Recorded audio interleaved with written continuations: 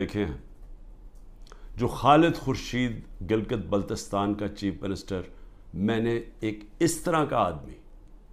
اہلیت بھی رکھنے والا، ایماندار، آج کل کے حالات میں کہ ایماندار آدمی ڈھونڈنا، نظریاتی آدمی، جو ایک نظریہ پاکستان، جو کہ ہم ایک آزاد ملک چاہتے تھے، حقیقی آزادی، نظریاتی آدمی، اس کو گرا دیا گیا۔ اور اب کوشش یہ ہے کہ جس طرح پچھلے اپریل میں ہماری گورنمنٹ گرائی گئی، انہی لوگوں نے پھر اس کے بعد پنجاب کی گورنمنٹ گرائی، لیکن قوم نے پنجاب کی گورنمنٹ کو وہ الیکشن کے اندر 16 جولائی کو پھر جتا دیا، ہم پھر واپس آ گئے، پھر کوشش کی گرانے کی،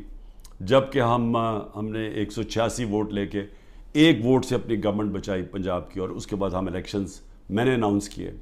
آئین کے مطابق۔ وہ اور بات ہے کہ یہاں آئین کے اوپر تو اب کوئی